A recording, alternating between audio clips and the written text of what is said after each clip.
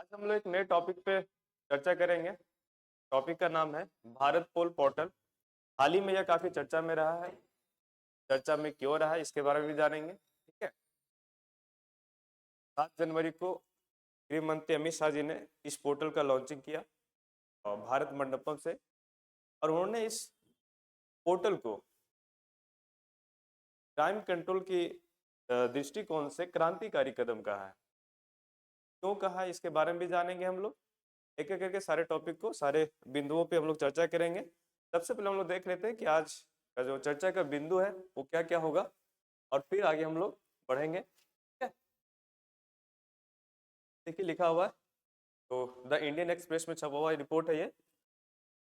अमित शाह जी ने लॉन्चिंग किया था क्या, भारत पोल का, जो ट्रांसनेशनल क्राइम को रोकने में काफी महत्वपूर्ण कदम साबित हो सकता है। ठीक है। तो आगे चल के हम लोग देखते हैं किस बिंदुओं पे हम लोग आज चर्चा करेंगे। सबसे पहले देखेंगे कि भारत पोल पोर्टल है क्या। ठीक है।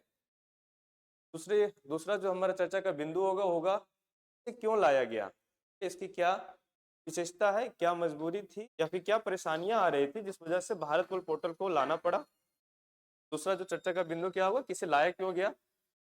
तीसरा हम लोग देखेंगे कि इसकी विशेषता क्या क्या है, कि ये पोर्टल जो लाया गया भारत पोल पोर्टल में क्या खूबियां हैं, इसे क्यों क्रांतिकारी कदम माना जा रहा है। और फिर एक प्रश्न लेंगे जो आपको कमेंट बॉक्स में उसका आंसर बताना है। ठीक है। चलिए चर्चा शुरू करते हैं। सबसे पहले देखते हैं कि भारत पोल पोर्टल है क्या। देखिए मैंने भी बताया कि 7 जनवरी को अमित शाह जी ने, जो गृह मंत्री हैं, उन्होंने की शुरुआत की। कहां से, तो भारत मंडपम से की। यह एक एकीकृत पोर्टल है जो राष्ट्रीय जांच एजेंसी तथा पुलिस को इंटरपोल के साथ सीधे जोड़ती है। कहने का अर्थ है कि जो भारतीय जांच एजेंसी है और इंटरपोल है, उसके बीच में बोल सकते हैं एक सेतु का काम करेगी। क्या, कौन, तो भारत पोल पोर्टल। ये सीधे तौर पे भारतीय जांच एजेंसी को इंटरपोल से जोड़ती है।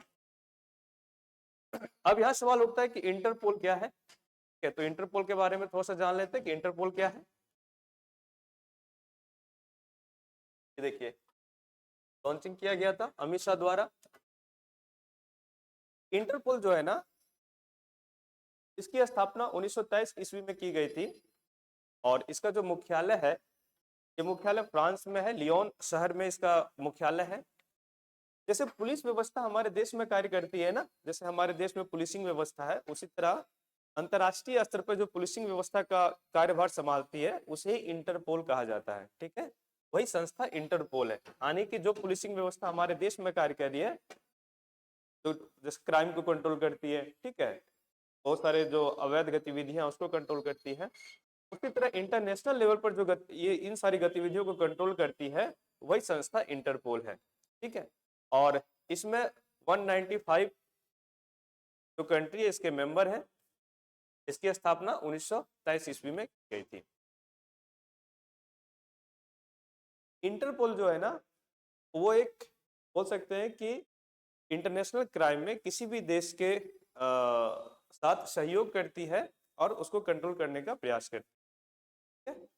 आगे हम लोग देखते हैं कि इसे क्यों लाया गया था।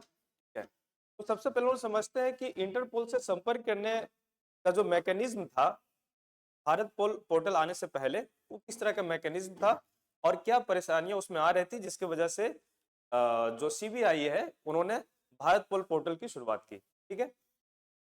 तो पहले क्या होता था ना, कि पहले के जो हमारे राष्ट्रीय जांच एजेंसियां थी, तो है, ठीक है, मतलब है, जो राष्ट्रीय जांच एजेंसियां है वो कैसे संपर्क करती थी इंटरपोल से। मान लीजिए कोई व्यक्ति भारत में, इंडिया में क्राइम किया और वो अब्रॉड चला गया, ठीक है, यानी फॉरेन चला गया।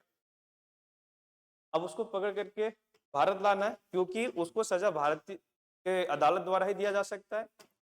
कोई व्यक्ति अगर भारत में क्राइम करता है और वो किसी दूसरे देश में चला जाता है तो वहां की अदालत उसको सजा नहीं दे सकती है। उसे भारत लाया जाएगा और भारत की अदालत ही उसे सजा देगी। ये नियम है। तो मान लीजिए कोई व्यक्ति भारत में अपराध किया और अब्रॉड चला गया, सजा कैसे दिया जाए? तो सबसे पहले तो उसको उसके बारे में जानकारी जरूर हो कि कहाँ गया है, फिर उसको वहां से फिर वहां के देश या फिर वहां के जो हो सकते हैं कि जो लॉ है, उस लॉ के माध्यम से उसका प्रत्यार्पण किया जाता है और उसे भारत ला के भारत की अदालत द्वारा उसको सजा सुनाई जाती है। तो पहले संपर्क कैसे, इस इन सारी प्रक्रियाओं में इंटरपोल जो होती है ना, इंटरपोल ये महत्वपूर्ण भूमिका निभाती है। तो इंटरपोल से संपर्क कैसे होता था पहले, इसको थोड़ा सा समझते हैं। तो भारतीय जांच एजेंसियां हैं वो क्या करती थी, पहले गृह मंत्रालय से संपर्क करती थी, होम अफेयर से, होम मिनिस्ट्री से क्या करती थी, संपर्क करती थी। और ये संपर्क कैसे किया जाता था? तो लिखित दस्तावेज, रिटन जो हो सकता है कि दस्तावेज होता है, उसके माध्यम से गृह मंत्रालय को संपर्क किया जाता था। गृह मंत्रालय सीबीआई, मतलब बोल सकते हैं कि जो स्टेट पुलिस है, अगर उसको इंटरपोल से संपर्क स्थापित करना तो पहले गृह मंत्रालय के थ्रू से वो सीबीआई के पास पहुंचती थी। और ये सारा या तो ईमेल के माध्यम से आप भेज सकते हैं या फिर रिटन जो पत्र होता है उसके माध्यम से आप आवेदन दे सकते हैं। तो क्या होता था, गृह मंत्रालय से सीबीआई के पास मामला आता था और सीबीआई का एक इंटरपोल विंग है, ठीक है, इंटरपोल विंग। और ये सीबीआई का इंटरपोल विंग क्या करता था, फॉरेन मिनिस्ट्री के माध्यम से इंटरपोल है उससे संपर्क स्थापित करता था। ये सारी जो प्रक्रिया है काफी जटिल होती थी और काफी लंबा प्रक्रिया होता था, मतलब बोल सकते हैं कि पूरी कागजी कार्रवाई के माध्यम से प्रक्रिया आगे बढ़ती थी और काफी लंबा समय लगता था। आप देख सकते हैं कितना स्टेप में इंटरपोल से संपर्क स्थापित किया जा रहा है हमारे राष्ट्रीय एजेंसी द्वारा या फिर बोल सकते हैं स्टेट पुलिस जो भी है उनके द्वारा। अब होता क्या था इसमें कि कोई व्यक्ति अपराध करके आसानी से किसी भी देश में जाके छुप सकता था। जैसे मान लीजिए कोई व्यक्ति पंजाब से कोई क्राइम किया, ठीक है, और वो क्या किया, कनाडा चला गया। अब उसको लाना है भारत और उसको सजा दिलवाना है। क्या करेगी पंजाब पुलिस, पहले कहाँ जाएगी, सीबीआई के पास जाएगी। सीबीआई के पास सीधे नहीं जा सकती है, उसके लिए गृह मंत्रालय से उसको संपर्क स्थापित करना होगा। फिर सीबीआई क्या करेगी, तो फॉरेन मिनिस्ट्री है के माध्यम से इंटरपोल से संपर्क स्थापित करेगी। इंटरपोल क्या करेगी, कनाडा में इस अपराधी के बारे में जानकारी इकट्ठा करेगी तथा कनाडा प्रशासन से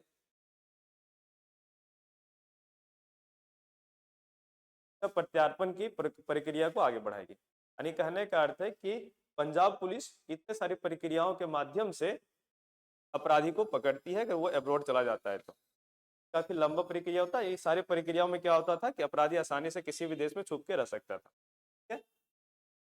इन सारी जो जटिलताएं हैं, इन जटिलताओं को दूर करने के लिए और जांच में तेजी लाने के लिए सीबीआई ने इंटरपोल की शुरुआत की।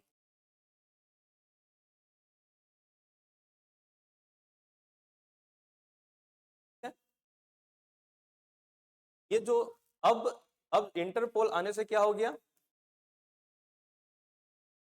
अब इंटरपोल आने से ये हो गया कि जो भारतीय जांच एजेंसियां हैं वो सीधी तौर पे इंटरपोल से जुड़ गई। भारत पोल आने से क्या हुआ, भारत पोल आने से क्या हुआ कि इंटरपोल से सीधी तौर से भारतीय जांच एजेंसियां, कहने का अर्थ है कि जो स्टेट पुलिस हो या फिर कोई अदर जांच एजेंसियां जो है वो सीधी तौर से इंटरपोल से जुड़ गई।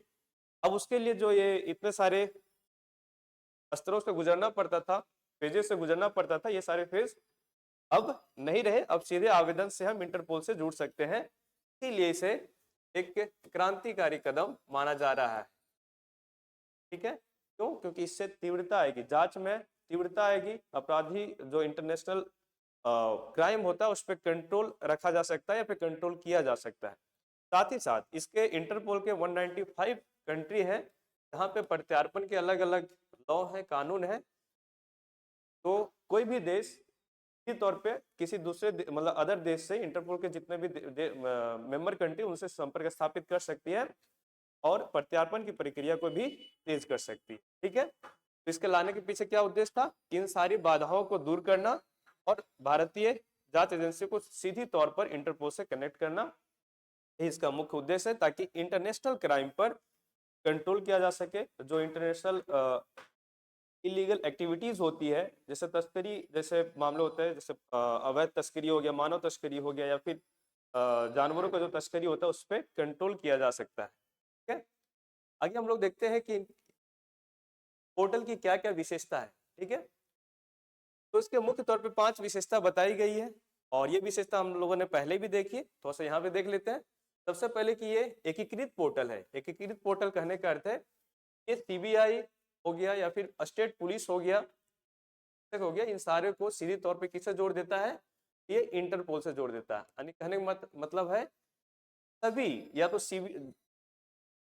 सीबीआई हो या फिर स्टेट पुलिस हो, सभी एक ही जगह पर यानी भारत पोल पर ही आवेदन करेंगे। मतलब एक ही मंच प्रोवाइड किया गया जहां पर सीबीआई भी उपलब्ध है, स्टेट पुलिस भी उपलब्ध है, या अदर जांच एजेंसियां भी उसी पोर्टल के माध्यम से अपने बोल सकते हैं कि अपनी प्रक्रियाओं को आगे बढ़ाएंगे। ठीक है, दूसरा, एक सरलीकृत अनुरोध तंत्र है। कहने का अर्थ है क्या? इसमें क्या है कि एक सिंपल सा आवेदन इस पोर्टल पे किया जा सकता है। के लिए कोई जटिल प्रक्रिया नहीं है कि इतने सारे टेक्निकल चीजों से गुजरना पड़ेगा। आराम से, अगर आप झारखंड में है तो झारखंड पुलिस अगर किसी को गिरफ्तार करना चाहती है, या फिर किसी इंटरनेशनल जो झारखंड में अपराध करके कहीं चला गया, अब्रॉड चला गया, तो सीधे तौर पे भारत पोर्टल पे जाएगी, एक एप्लीकेशन सबमिट करेगी। मतलब कहने का अर्थ है कि प्रक्रिया काफी सरल है, इसमें जटिलताएं नहीं है। ठीक है, तीसरी जो इसकी खूबी है त्वरित सूचना प्रसार है। जैसे कि होगा क्या, जैसे अभी मैंने जो समझाया पूरी प्रक्रिया, उसमें होता क्या था कि इंटरपोल से जो सूचना प्राप्त होती थी, वो सूचना फिर से वाइस वर्सा होती थी। मतलब फिर से वो फॉरेन मिनिस्ट्री के माध्यम से सीबीआई के तो इंटरपोल विंग उसके पास आया, इंटरपोल विंग से गृह मंत्रालय, गृह मंत्रालय से फिर आया किसी भी जांच एजेंसी जो भी स्टेट या फिर स्टेट पुलिस के पास आती थी। यानी कि ये सूचना काफी डिले हो जाता था आते आते। इन सारी बाधाओं को दूर करेगी त्वरित सूचना प्रसार, क्योंकि एक ही पोर्टल है। पोर्टल पे आप आवेदन कर सकते हैं, उस आवेदन पे क्या एक्टिविटी या फिर क्या कदम उठाएंगे, उससे उससे संबंधित भी वहां पे जानकारी सारी उपलब्ध होगी। ठीक है, चौथा जो इसका महत्वपूर्ण पॉइंट है, इसकी विशेषता है, वो इंटरपोल नोटिस का उपयोग बढ़ाना। जैसे इंटरपोल ना बहुत सारे नोटिस जारी करती है, जैसे रेड कॉर्नर नोटिस जारी करती है, उसी तरह से बहुत सारे कलर कोडेड नोटिस भी जारी करती है इंटरपोल। इनका अलग अलग उद्देश्य होता है और इसको इम्प्लीमेंट किया जाता है अलग अलग कंट्री में, या फिर जो इसके मेंबर कंट्री वहां पे। तो इन सारे तो नोटिस जारी करेगी इंटरपोल, उसको त्वरित हम किसी भी देश में, मतलब अपने देश में क्या कर सकते हैं, उसको लागू करवा सकते हैं। ठीक है, साथ ही साथ यह क्षमता निर्माण और प्रशिक्षण का भी व्यवस्था करता है। करने करती है पूरी तरह से तकनीकी बेस्ड है। तो तकनीकी बेस्ड होने के कारण क्या है कि एक तो ये त्वरित सुविधाएं प्रदान करता है, साथ ही साथ जो अधिकारी गण है या फिर जो इसमें कार्य इनसे जुड़े हुए लोग हैं, उनको भी तकनीकी रूप से समृद्ध करता है, उनकी स्किल को बढ़ाता है, जिससे कार्य क्षमता में विकास होता है। कहने का ये प्रशिक्षण भी प्रदान करता है और क्षमता निर्माण करता है। इसकी ये 5 विशेषता है। क्या क्या, एक बार फिर से दोहरा देते हैं। एकीकृत प्लेटफॉर्म है, ठीक है, सबके लिए एक ही है। सरलीकृत अनुरोध तंत्र है, मतलब हम आवेदन काफी सरल तरीके से दे सकते हैं। सूचना त्वरित प्रसार है, मतलब सूचना का तो इंफॉर्मेशन होता है ना, किसी भी क्राइम को कंट्रोल करने के लिए इंफॉर्मेशन हो सकते हैं कि काफी महत्वपूर्ण भूमिका निभाता है। इंफॉर्मेशन के माध्यम से ही हम कोई भी जंग जीत सकते हैं, या फिर किसी भी क्राइम को हम कंट्रोल कर सकते हैं। बहुत सारे ऐसे देश में घटनाएं हुई जहाँ पे इंफॉर्मेशन का फेल्योर दिखा रहा था। तो इंफॉर्मेशन जितनी जल्दी प्राप्त होगी, हम उतने जल्दी से या उतनी त्वरित हम कार्रवाई कर सकते हैं। तो ये प्रोवाइड करता है, त्वरित सूचना प्रसार करता है। ठीक है, इंटरपोल नोटिस जो भी जारी करेगी उसको अच्छे तरीके से और त्वरित हम लागू भी कर सकते हैं, और क्षमता निर्माण एवं प्रशिक्षण भी प्रदान करती है। ठीक है, ये सारी इसकी विशेषताएं थी। अब देख लेते हैं आज का प्रश्न क्या है। अब देखिए जो क्वेश्चन है, प्रश्न है, वो है कि भारत पोल पोर्टल किस संस्थान के द्वारा विकास किया गया या किस संस्था द्वारा विकसित की गई है। तो आपको इसका आंसर कमेंट में बताना है। मैंने पहले भी इसको बताया है, बस आपको वीडियो अगर याद नहीं आ रहा है तो वीडियो रिमाइंड करके देख लीजिए, मैंने इसका जिक्र किया हुआ है सेशन में। तो इसका आंसर आपको कमेंट में करना है, ठीक है। आज के लिए बस इतना ही। अगली बार हम लोग एक नई टॉपिक पे चर्चा करेंगे और जल्दी आपसे मिलेंगे। Thank you.